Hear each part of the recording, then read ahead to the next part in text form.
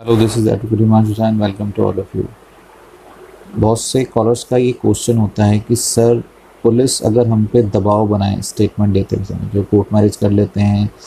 उनके साथ 10% केसेस के अंदर ऐसा होता है कि पुलिस जो है उनको स्टेटमेंट के लिए अपने पास बुला सकती है। बाकी 90% केसेस में अगर आप उनको सर्टिफिकेट भेज देते हैं तो फिर पुलिस जो है स्टेटमेंट के लिए नहीं बुलाती, क्योंकि पुलिस भी नहीं चाहती कि हम इन सब चीज़ों की इन्वेस्टिगेशन करें या इन सब चक्करों में पड़ें। उनके पास वैसे ही अपने बहुत सारे काम होते हैं, बहुत सारे केसेस होते हैं, तो इस केस के लिए वो इतना ज़्यादा कुछ एक्टिव नहीं होते और ना ही चाहते हैं कि हम जो है इतना ज़्यादा उसके अंदर किसी को बुला के स्टेटमेंट। खैर, अगर पुलिस आपके ऊपर स्टेटमेंट के लिए दबाव डालती है, ये वीडियो हम उसी के लिए बना रहे हैं, तो पूरी वीडियो को एंड तक देखिएगा। क्या टेक्निकल चीज़ हैं, क्या आपके राइट्स हैं, क्या आप कर सकते हैं, वो आपको इस वीडियो के अंदर हम बताएंगे। अब मान लीजिए आपने शादी करी, आप शादी करके निकल गए, उसके बाद आपने अपना सर्टिफिकेट भी पुलिस के पास भेज दिए। हालांकि ये मैटर तब होता है जब आप पुलिस को अपने सर्टिफिकेट नहीं भेजते हैं। अगर कोई पुलिस वाला आपको कॉल करता है तो आप सीधा व्हाट्सएप पर उनको अपना शादी का सर्टिफिकेट भेजें। इसके लिए ज़रूरी है कि जो आप शादी कर रहे हैं वो सही तरीके से और जेन्युइन तरीके से होनी चाहिए। फिर वो सर्टिफिकेट अगर उनको भेजते हैं तो 90% पुलिस वाले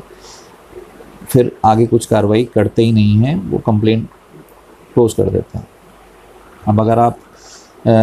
सर्टिफिकेट नहीं भेजते हैं या सर्टिफिकेट भेज भी दिया है, उसके बाद भी पुलिस अगर आपको बुलाती है वहाँ पे करने के लिए और आपको ऐसा लगता है कि अगर हम उस थाने में जाएंगे, वहाँ पर जाएंगे, तो पुलिस इन्फ्लुएंस में आके भी हमसे दबाव डाल के स्टेटमेंट लिखवा सकती है, या पुलिस आप वहाँ पर हैं और पुलिस आपके ऊपर दबाव डाल रही है,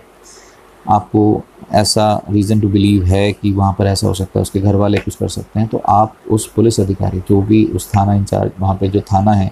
उनके जो सीनियर अधिकारी होंगे, मतलब कि जहाँ जैसे 5 थानों के ऊपर एसपी, एसएसपी इस तरह से होते हैं, दिल्ली के अंदर एसीपी होते हैं, पूरे जोन वाइज हैं यहाँ दिल्ली के अंदर। उसी तरह से जैसे यूपी की अगर बात करें तो यूपी के अंदर एसएसपी होते हैं, ज़िले का एक एसएसपी होते हैं, फिर डीआईजी, आईजी। तो आप एसएसपी रैंक के जो एक एसएसपी होंगे वहाँ पे, आप उनके पास जाके भी अपनी स्टेटमेंट लिखवा सकते हैं और उसके अंदर ये मेंशन कर सकते हैं कि हम लोकल थाने के अंदर स्टेटमेंट नहीं करना चाहते, क्योंकि एक तो वहाँ लड़की का एरिया है, हो सकता है उनके घर वाले कुछ इस तरह का हमारे ऊपर हमला करने की या कुछ इस तरह का अटैम्प्ट करने की कोशिश करें, तो हमें आपके पास जो है उसके लिए स्टेटमेंट करानी है। कोई आपको मना नहीं करेगा, आप वहाँ करा सकते हैं। और वहाँ पे आपने करा दी तो फिर नीचे थाने वाले फिर कुछ नहीं उसके अंदर कह सकते कि आपने वहाँ करा दी फिर दोबारा हमारे पास कराई, क्योंकि उनके सीनियर अधिकारी के पास स्टेटमेंट हो चुकी है। अब वो उस पार्ट पे आपकी स्टेटमेंट दोबारा से नहीं ले सकती। दूसरा, अगर आपको उससे भी बचना है तो जब आप शादी कर लेते हैं, सर्टिफिकेट बिल्कुल भेजें, अपने नंबर बंद ना करें, सर्टिफिकेट भेज दें। उसके बाद आप सीधा अपने जो आपका एरिया का हाई कोर्ट होगा, आप हाई कोर्ट से जाके भी प्रोटेक्शन ले सकते हैं। उसका ये उसमें टेक्निकल चीज़ होती है कि जैसे आप पुलिस वाले के सामने स्टेटमेंट दे रहे हो, अब आपने कोर्ट के अंदर हाई कोर्ट में जाके वहाँ पर भी आपकी स्टेटमेंट ही लिखी जाती है। आप जब एप्लीकेशन फ़ाइल करते हो तो उसमें एफिडेविट फाइल होता है और वहाँ पे जज साहब भी आपसे पूछते हैं आपने अपनी मर्ज़ी से करी है क्या। तो ये सब चीज़ें वहाँ पे क्लियर हो जाती हैं, आपने अपनी मर्ज़ी से करी तो फिर पुलिस के इन्वॉल्वमेंट का कोई मतलब नहीं, चाहे वो एसएसपी हो, चाहे एसएचओ हो, चाहे आईजी हो, डीआईजी हो।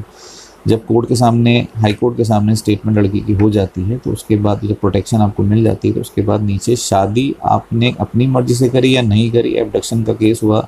उठा के ले जाने का केस हुआ, बहला फुसला के ले जाने का केस हुआ, गलत तरीके से शादी कराने का केस हुआ, ये सब चीज़ें जो हैं ऑलमोस्ट ख़त्म हो जाती हैं।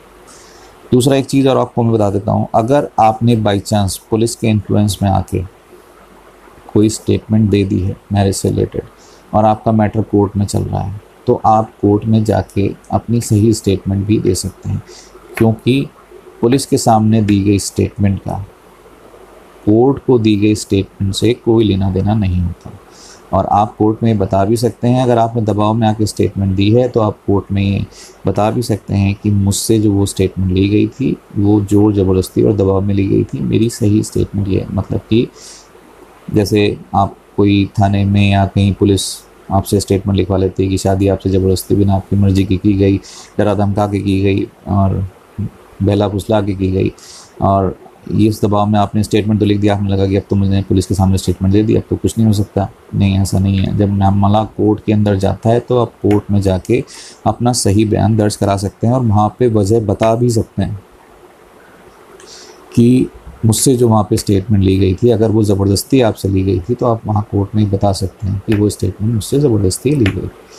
मैंने यहाँ पर अपनी मर्जी से करी है, मतलब आप उसको करेक्ट कर सकते हैं वहाँ पे। तो पुलिस के सामने दी गई स्टेटमेंट का कोई मतलब नहीं रह जाता, वो एडमिसिबल नहीं होती कोर्ट के अंदर। पुलिस के सामने दी गई स्टेटमेंट, मजिस्ट्रेट अपने सामने स्टेटमेंट लेते हैं,